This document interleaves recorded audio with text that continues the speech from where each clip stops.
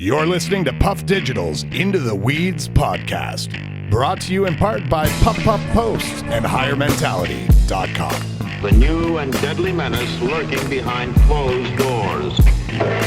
Marijuana, the burning weed with its roots in hell. Thank you so much for coming and doing this. Thank you. I know it's been a crazy week. You've been here all week for MJ BizCon? 5 nights. How has it been? It's been great. It's unbelievable how big it is now. Mm-hmm.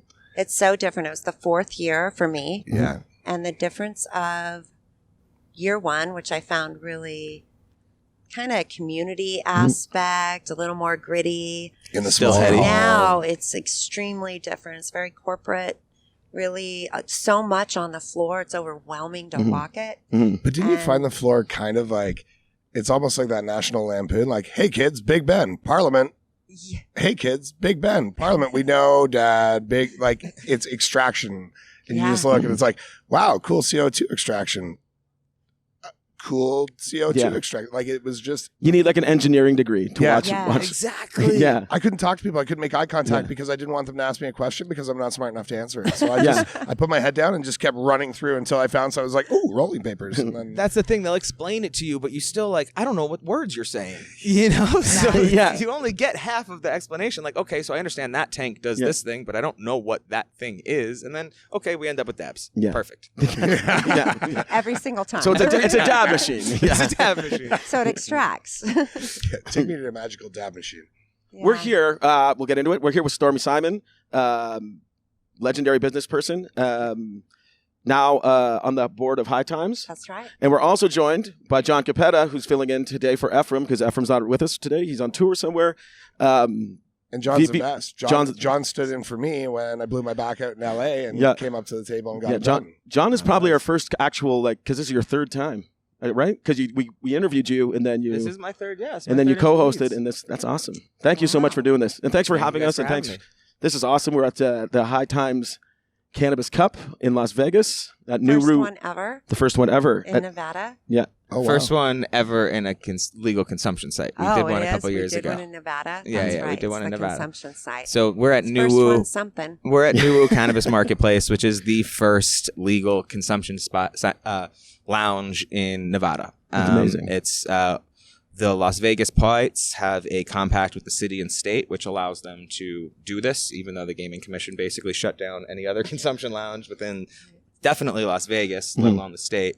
And yeah, I'm happy to be here. The place is absolutely gorgeous in there and gigantic. And was it you that was saying yesterday that it was put up in 3 days or something? Yeah, they have a really crazy story. I don't want to say, I don't know how much, like, again, I've heard it through people, but basically the gist of it is the facility cost them a bunch of money, but they didn't know exactly where the laws or the lines were going to be drawn of where they can do things. So it's a collapsible structure that basically they put up in 3 days, and you saw how massive it is. And yeah, the whole idea is that worst case scenario, if the city or state tries to change their laws, they can just pick up and move shop. It's down modular. the road. It's modular. I Yeah, like that's the it. word. Yeah, it's so cool. Yeah. And it's Damn the man.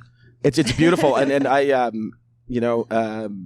I worked within the gray market in Canada in retail, and we advocated a lot with the government. And I actually yesterday when I came into that place and saw that the dream is alive somewhere, I honestly kind of fucking felt a little tickle in my throat, just it's. Get choked up. I'm so proud of those guys because I know the bureaucracies that they had to go through were like massive. So it's a really cool thing, and thank them for letting us do this. This whole thing is awesome. And it's full scale too. Like they sell dabs there. They'll bring you a dab rig. Like you saw yesterday when we got a joint. You weren't there for this, but they not only do they bring you a joint, but they bring it over to your table. They take it out for you. They light it for you, and then to make sure that you light it right and make sure it's smoking properly. And do you need to have any questions? For me, I've obviously smoked, I can't count how many joints in my life, but for the little old lady who's coming in just because this shit's legal now and wants to try it out, Well, and everybody's so friendly. It's very So approachable. The best. Yeah, They really were. And I liked the presentation of the doobie we brought. Yes, it was beautiful. Yeah, it was like a fine cigar. Like you asked everybody to smell it at the table and stuff like that. It was It's like It's fucking- wine. it was corking the bottle. so civilized. I love it. Yeah, me too. It's the Welcome. best. Yeah. Where did you grow up? I grew up in Utah. Utah. Yeah, a little town called Tooele. Really? Yeah, and what really was rural. family life like for you growing up in Utah? great. I had a great family, wonderful upbringing. And in Utah, it was Utah, 20 years ago, 30 years ago, even more than that. We moved there in the mid-70s. It's very conservative. We were really different. We came from Chicago, so we walked into a very conservative lifestyle after where we had left. Yeah. Very religious, I'm assuming. Yeah. Mormonism has a big play in Utah. What brought your family there? My dad got laid off. Okay. With equal opportunity employment laws, and he got laid off from the city of Chicago. My parents were like, what are we going to do? We've never been west. Let's go west. He got a job as a millwright at this magnesium plant, and we went west, and we got there, and they were like, oh my God, we've never been anywhere so white. And that was the truth. It was really the truth. And they were like, wow, we went west. And we stayed there the whole time. It was great. That's awesome. When did you leave Utah?